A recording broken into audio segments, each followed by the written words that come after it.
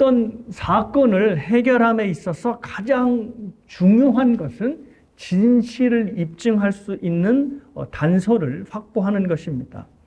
그런 의미에서 진실을 밝혀주는 증언이나 또 증인은 굉장히 중요한 단서가 됩니다. 1919년에 한국에서 꽤나 악명 높았던 미제 사건인 화성 연쇄 살인 사건의 진범이 무려 33년 만에 드러나게 되었습니다. 범인은 이미 다른 범죄로 감옥에 수감되어 있었던 그 시간 동안에 화성의 사건을 밝혀줄 증거가 드디어 확보가 되었습니다. 그 증거는 다름이 아닌 범인이 그 현장에 남긴 DNA라는 증거였습니다. 그전에는 과학기술이 이제 발달이 좀 덜 돼서 이제 증거를 확보 못했다가 이제 과학기술의 발달로 한층 업그레이드된 DNA 검사로 인해서 이제 증거를 확보하게 된 것입니다. 공소시효는 지났지만 이 증거, DNA의 증거를 들여대는 그 앞에서 범인은 순수히 범죄를 자백할 수밖에 없었다고 합니다. 이처럼 진실을 밝히는 데 있어서 증거를 확보하는 것은 매우 중요한 일이라는 것을 그 사건이 보여준 것입니다. 또 진실을 밝히는 데 있어서 증거 못지않게 중요한 것이 하나 더 있는데 그것이 바로 목격자의 증언입니다. 특히 과학 수사가 전무했던 고대 시대에서는 증언만 있으면 판결이 가능하였습니다. 그러니까 증언에 따라서 이제 이 심판의 이 판결의 결과가 달라진 것이죠. 그래서 하나님은 한 사람의 증언만으로는 심판할 수 없고 반드시 두세 사람의 증언에 의해 판결하도록 했고 절대 그들이 입을 맞춰서 거짓 증언을 하지 못하도록 율법으로 정하셨습니다. 여러분이 잘 알고 계시는 10계명에 이웃에 대하여 거짓 증거를 하지 말라라고 하는 이 9계명도 일상생활을 배경으로 두었다기보다는 법정에서의 상황을 배경으로 둔 계명이라 할 수 있습니다. 고대 재판에서 증인의 진술은 곧바로 이 사람의 생명의 여부를 판단하였기 때문에 절대 거짓말 진술을 하지 못하게끔 하나님께서 아예 손으로 쓰셔서 이 계명을 정해 주신 것입니다. 그래서 거짓 증거하지 말라라고 하는 구체적인 계명을 주신 것이죠. 진실이 증언에 의해 결정되기 때문에 참된 증언이 더욱더 고대 사회에선 중요했던 것입니다. 설교 시작에 이렇게 진실을 파헤치는 증거와 증인에 대해서 이야기를 드리는 것은 오늘 본문이 예수님의 하나님의 아들됨을 입증하는 증언과 관련되어 있기 때문입니다. 38년 된 병자를 고친 후에 이제 사람들의 이슈는 왜 안식일에 사람을 고쳤느냐라는 것이었고 여기에 대해서 예수님은 하나님께서 일하시니 또 아버지께서 일하시니 나도 일한다라는 것으로 말씀을 하셨습니다. 그러니까 이제 네가 뭔데 왜 하나님을 친아버지로 불러라고 하면서 이제 이슈는 바로 예수님이 하나님의 아들인가로 옮겨지게 된 것입니다. 예수님께서 하나님을 친아버지로 얘기하자 이제 예수님께서 이제 자신은 친아버지로 얘기하자 유대인들이 여기에 대해서 신성모독으로 이제 달려들었습니다. 근데 예수님께서 여기에 대해서 이제 피하지 않으시고 천천히 자신이 왜 하나님의 아들됨을 증언하고 계십니다. 자, 그런데 31절에서 밝히신 것처럼 예수님은 자기 스스로를 하나님의 아들로 증언할 수 없습니다. 왜냐하면 증언이라는 것이 삼자가 증언을 해야 증언으로 효력이 있는 것이지 자기가 자기를 증언하면 그건 아무런 효력이 없는 것입니다. 자, 그래서 예수님의 하나님의 아들 되심도 예수님이 백날 자기가 하나님의 아들이라 증언해봐야 증언으로 효력이 없게 되는 것입니다. 자, 그래서 예수님께서 자신을 증언해준 한 분을 증인으로 세우는데 그분이 바로 하나님 아버지가 되십니다.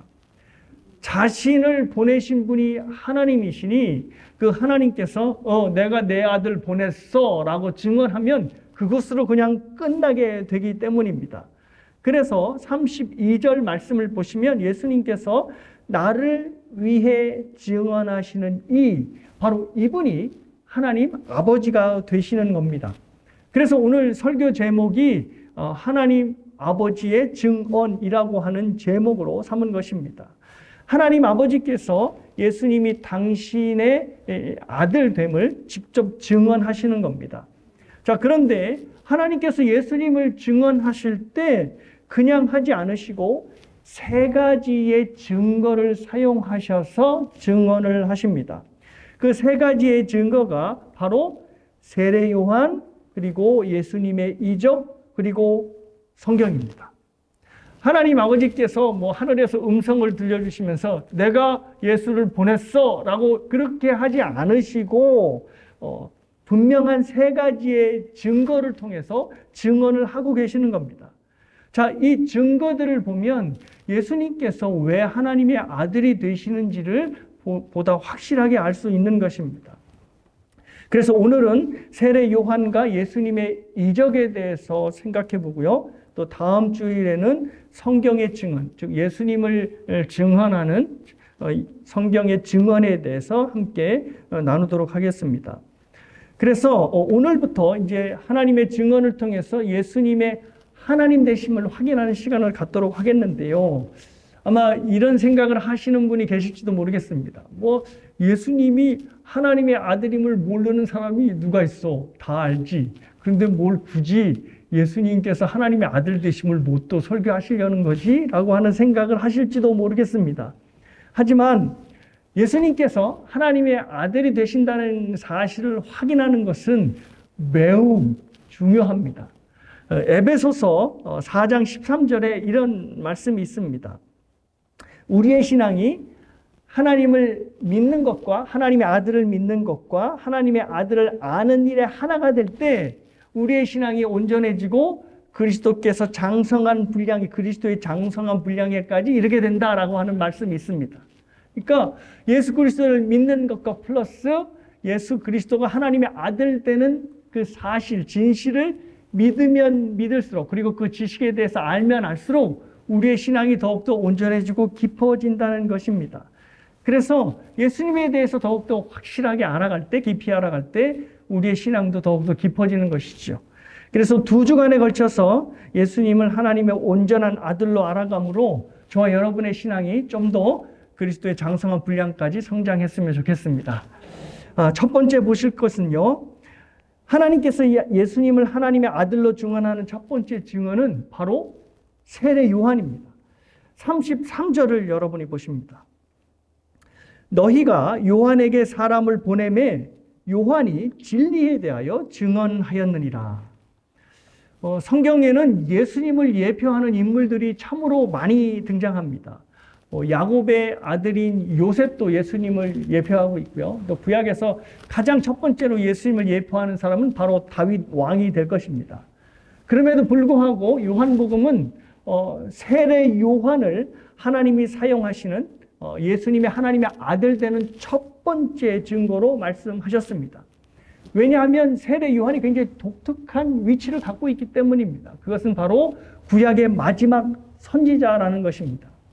선지자는 항상 하나님의 특별한 부름을 받아야 했습니다. 내가 선지자가 됐어, 꿈에서 하나님께서 이렇게 해서 이렇게 하셨어. 그게 아니고 하나님께서 분명히 말씀을 통해서 선지자로 부르는 그 부름의 체험이 있어야 됩니다. 세례 요한이 바로 그 선지자로 부르시는 부름의 체험이 있었습니다. 세례 요한의 수태고지를 보면 예수님을 위한 선지자로 이 세례 요한이 부름을 받았다는 것을 알 수가 있습니다. 천사가 이 세례 요한의 아버지인 사가랴에게 나타나서 훗날 세례 요한이 엘리야의 심령과 능력으로 말미암아서 사람들의 마음을 회복시키시고 또 주의 백성의 이 마음을, 주의 백성들을 준비시켜 주실 것이다, 줄 것이다 라고 말씀을 하셨습니다. 그러니까 엘리야가 그때 구약 당시 우상으로 피폐되어 있었던 이스라엘을 일으켰던 것처럼 세례 요한이 예수님에 앞서서 이 황폐해진 백성들의 마음을 회복시킬 선지자로 부름받았다는 것을 이야기를 합니다. 그러니까 예수님이라고 하는 빛 자체가 딱 드러나기 전에 세례 요한이 미리 주님 앞에 앞서서 예수님의 빛을 선포하게 되는 그런 선지자로 부름받은 것입니다. 그래서 35절에 세례 요한을 예수님은 비추이는 등불, 즉 램프로 말씀을 하신 것입니다. 이 말은 세례 요한이 자신도 언급을 했지만 빛 자체가 아니라는 것을 의미합니다. 여러분이 알다시피 램프는 절대 스스로 빛을 낼 수가 없습니다. 그 누군가가 램프 안에 있는 심지에 불을 붙여줘야지만 빛을 낼 수 있는 것이 램프입니다. 그러니까 세례 요한이 이 램프로 등불로 부름을 받았다는 것은 세례 요한이 자신을 불태워서 예수님을 드러내는 빛으로 부름을 받았다는 것을 의미합니다. 그러니까 세례 요한이 자신이 불타는 인생, 예수님 때문에 타는 인생을 살아야 즉 그 인생에서 예수님이 빛나게 되는 것입니다. 세례 요한은 바로 이것을 정확히 알았기에 주님은 흥하고 나는 쇠하여야 하리라 라는 말씀을 한 것입니다. 세례 요한은 자신을 태워야지만 예수님의 빛이 더욱더 드러나게 된다는 것을 알았던 것입니다. 자, 그러면 이것을 우리에게 어떻게 적용해 볼 수 있을까요? 우리가 세례 요한처럼 선지자로 부름을 받은 것은 아니지만 세례 요한과 우리가 하나의 공통점이 있습니다. 그것은 뭐냐 하면 우리도 세례 요한처럼 자신을 태우며 예수님의 빛을 드러내는 등불로 부름을 받았다는 것입니다. 마태복음 5장 14절에서 16절입니다. 너희는 세상의 빛이라 산 위에 있는 동네가 숨겨지지 못할 것이요 사람이 등불을 켜서 말 아래에 두지 아니하고 등경 위에 두나니 이러므로 집안 모든 사람에게 빛이 있느니라. 이같이 너희 빛이 사람 앞에 비치게 하여 그들로 너희 착한 행실을 보고 하늘에 계신 너희 하나님께 영광을 돌리게 하라. 예수님께서 너희는 세상의 빛이라는 말씀을 하셨을 때 그 빛이라고 말씀하신 그 빛이 등불의 빛을 의미합니다. 그러니까 세례 요한처럼 우리도 자신을 불태워서 예수님의 빛을 드러나도록 그런 등불로 부름을 받은 것입니다. 이것은 세례 요한과 마찬가지로 우리도 예수님을 드러내는 방법이 같아야 한다는 것입니다. 세례 요한이 주님의 빛을 드러내기 위해 자신을 불태우는 심지의 삶을 살았듯이 우리도 주님의 빛을 비추기 위해서는 내 자신을 태우는 심지의 삶을 살아야 한다는 것입니다.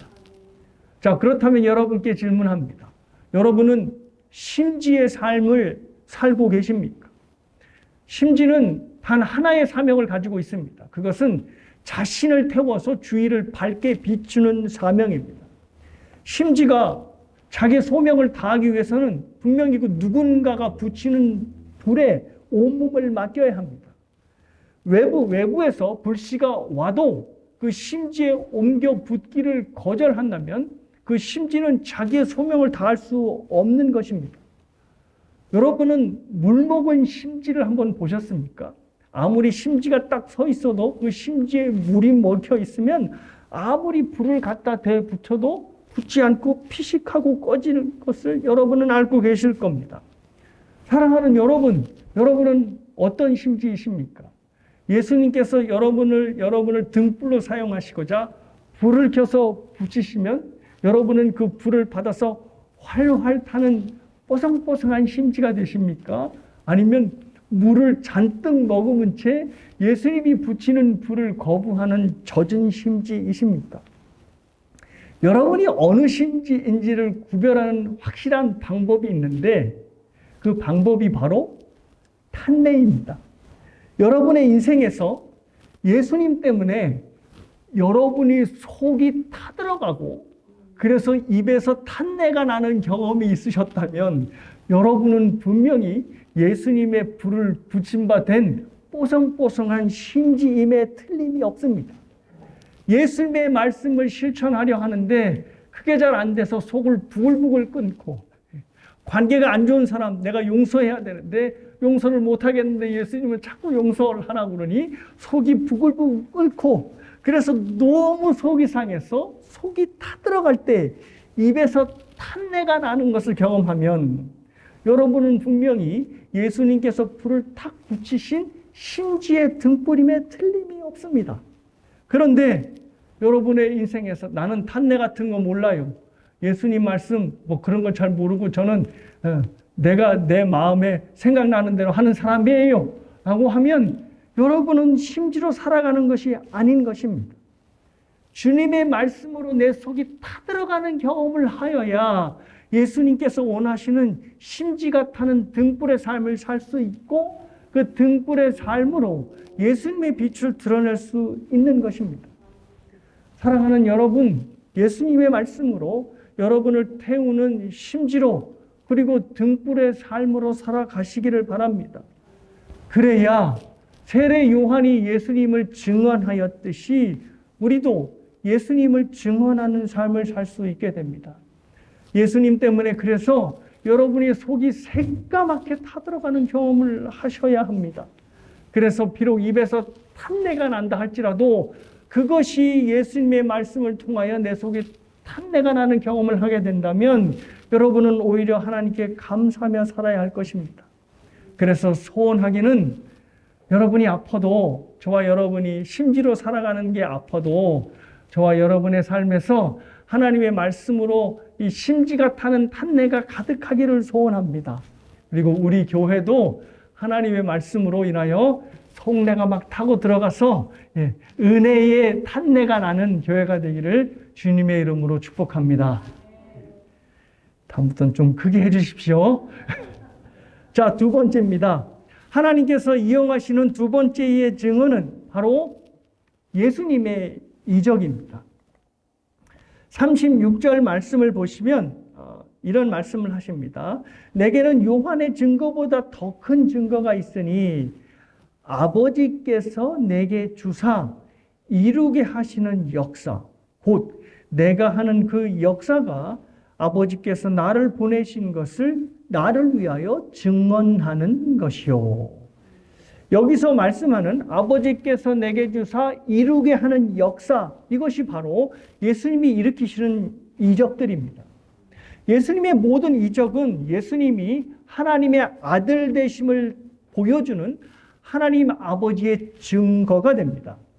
예수님의 모든 이적은 하나님께서 허락하심으로 행하게 하심으로 일어난 사건들이기 때문입니다. 요한복음에서 마지막 이적인 나사로를 살린 사건을 보면 예수님의 모든 이적이 하나님께서 이루시는 이적임을 우리가 알 수 있습니다.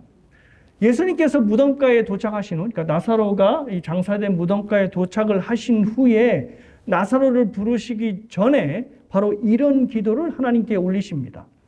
요한복음 11장 41절에서 42절인데요.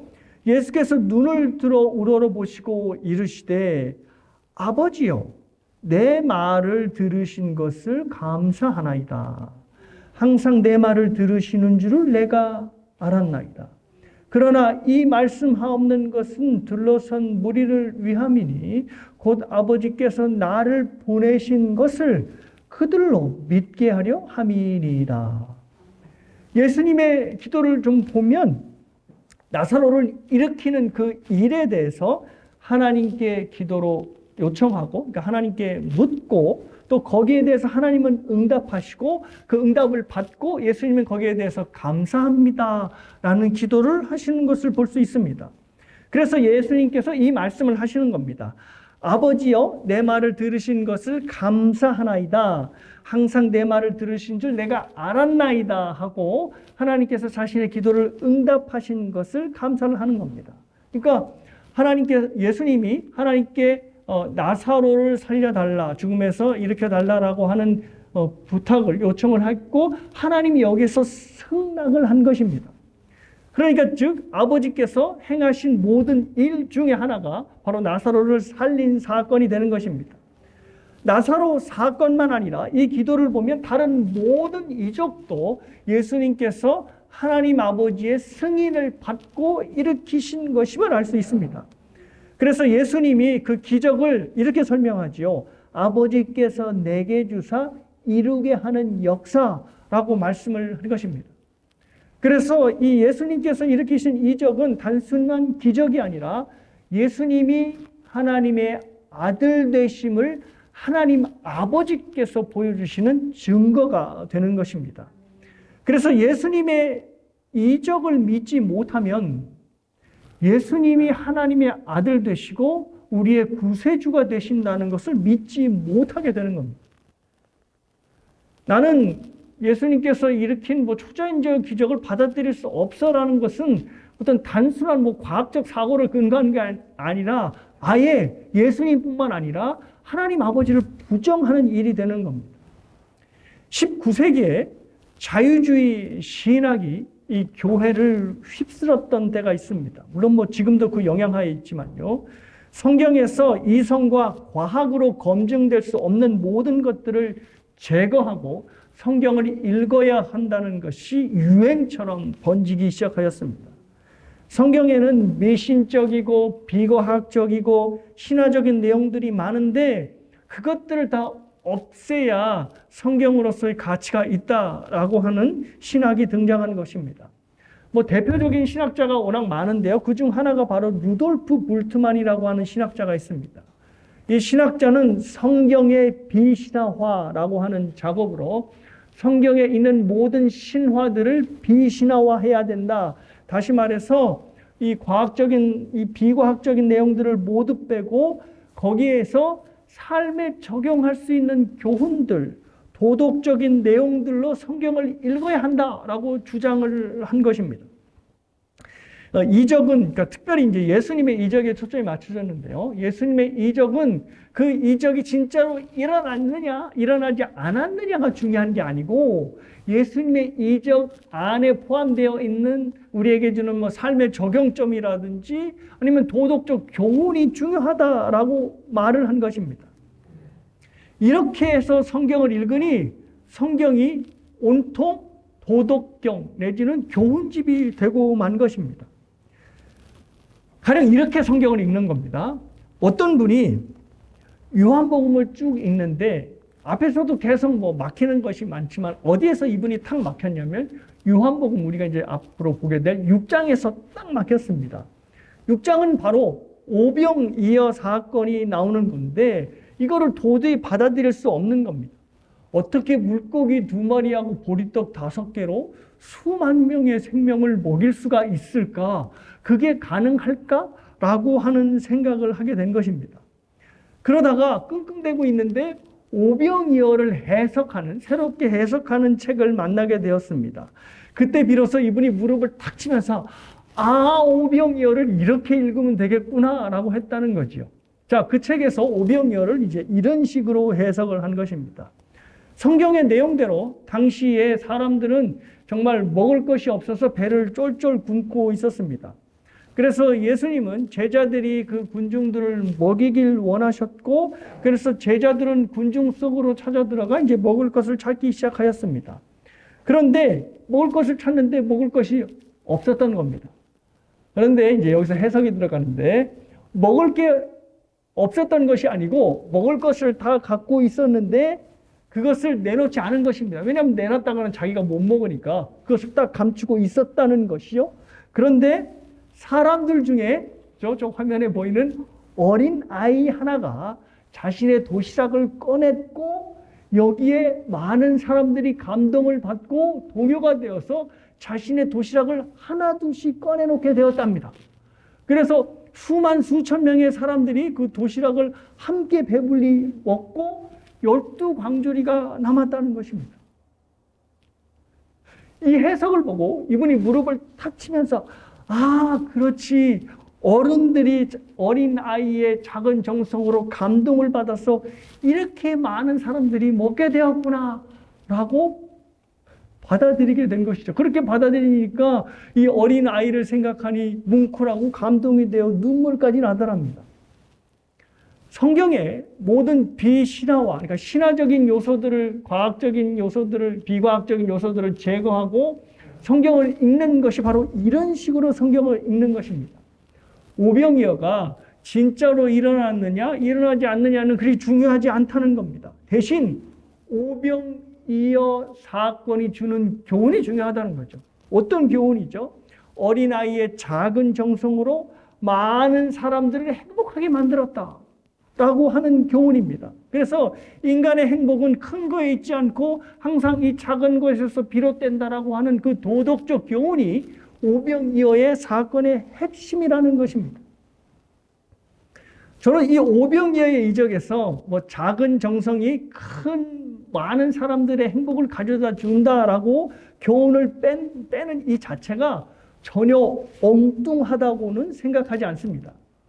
오병이어를 보시면 이 오병이어 사건이 사복음서에 모두 나옵니다. 마태, 마가, 누가, 요한복음에 나오는데 요한복음에게만 특별히 어린 아이가 이 물고기 2마리와 보리떡 5개를 가지고 나왔다는 얘기가 실려 있습니다.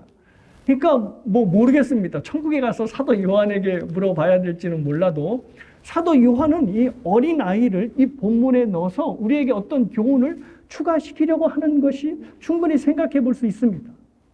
그런데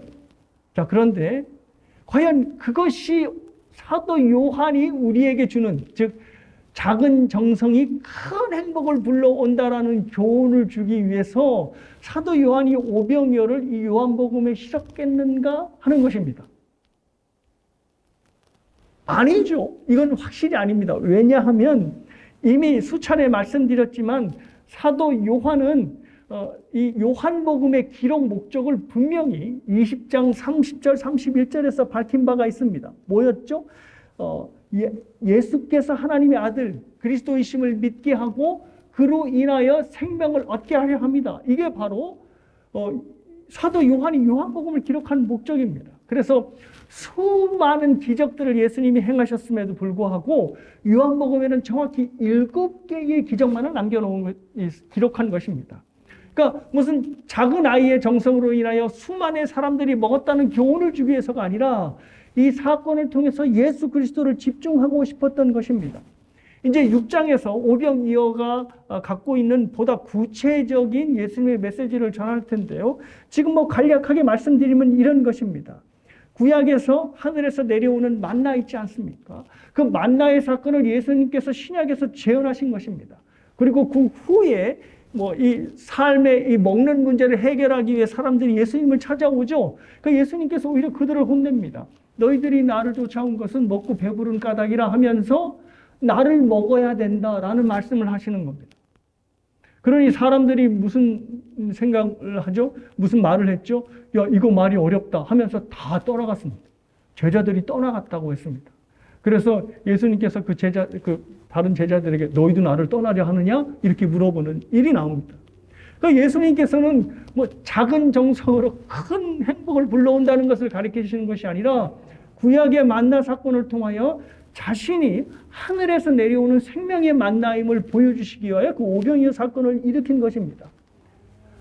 그러기 위해서는 한 가지 전제 조건이 있습니다. 뭐냐면 오병이어의 사건이 반드시 사실이어야 한다는 겁니다.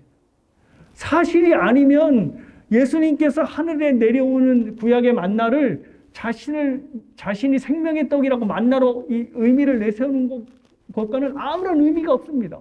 허구인 사건에 자기가 생명의 만나라고 비추인 것이니 아무런 의미가 없는 것이죠. 그러니 오병이어의 사건은 반드시 사실이어야 되는 것입니다.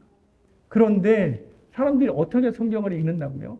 이것은 과학적으로 이성으로 증명할 수 없어. 이것은 사실이 아니야. 여기 안에서 더욱 도덕적인 교훈만 가지고 와야 돼 라고 하니 오병이어 사건이 예수님은 보이지 않고 작은 정성, 큰 행복이라는 것만 보이게 된다는 겁니다. 성경에서 교훈을 찾으려만 하니 성경은 도덕책으로, 예수님은 윤리 선생으로만 보이는 것입니다. 근데 여기에 대해서 C.S. 루이스가 굉장히 예리한 질문을 던집니다. 이 세상이 혼란스러운 이유가 과연 이 세상에서 훌륭한 도덕 선생이 없기 때문에 혼란하냐라고 하는 질문을 하는 겁니다. 하나님께서는 오랜 역사의 기간 동안에 굉장히 훌륭한 도덕 선생들을 굉장히 많이 보내왔습니다.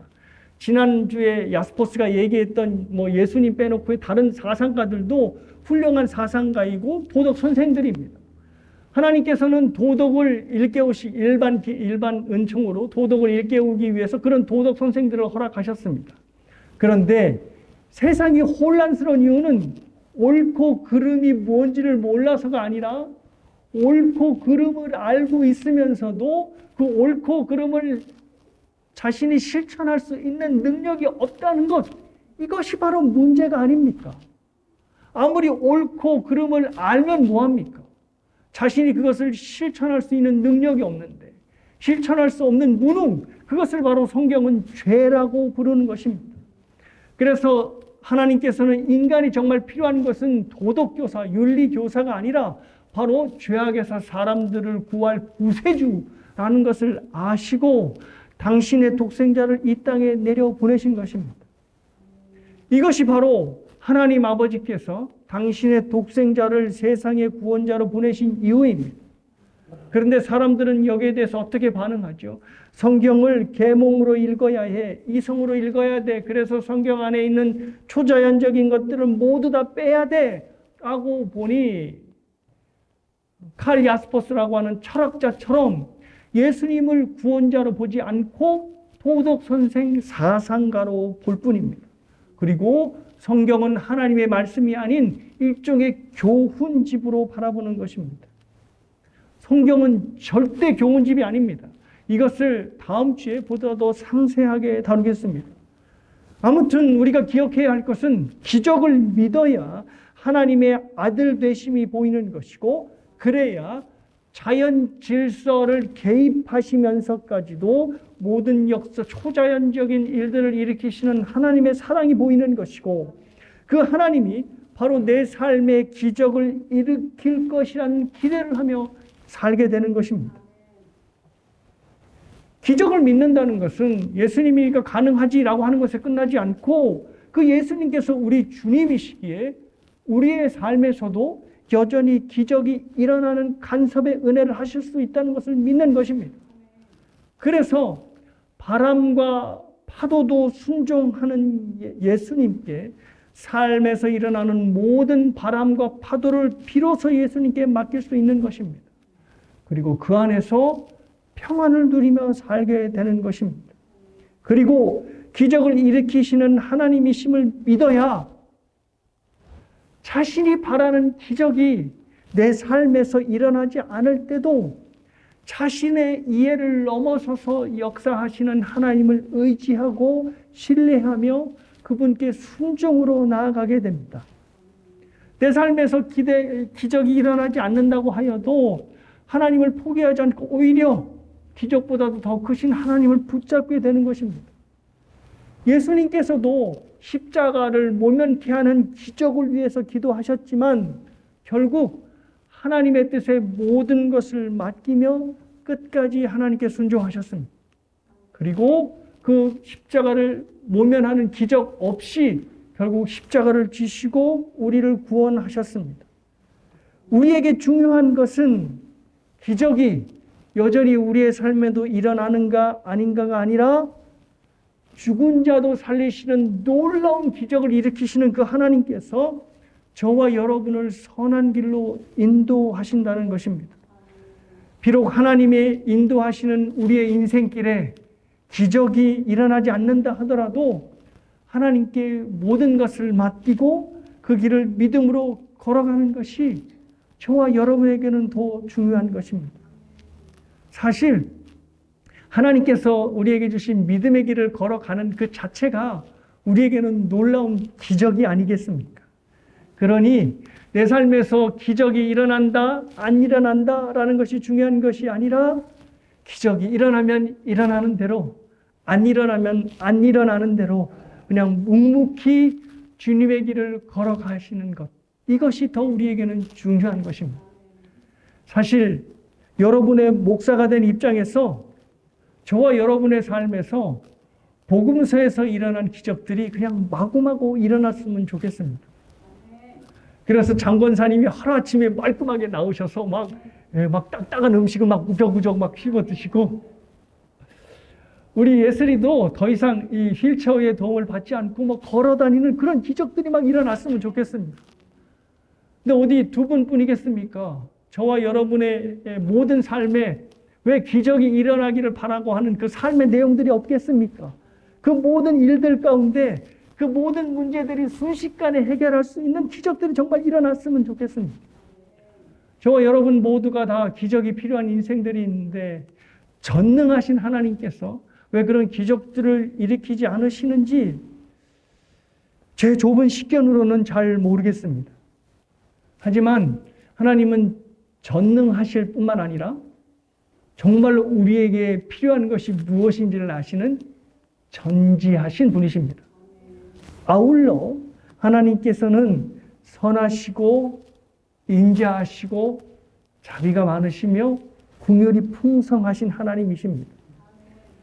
그 하나님께서 지금의 인생을 저와 여러분이 살게 하신다면 비록 저와 여러분은 그 뜻을 알 수 없지만 하나님의 성품상 반드시 선한 뜻이 거기에 있으리라 생각합니다.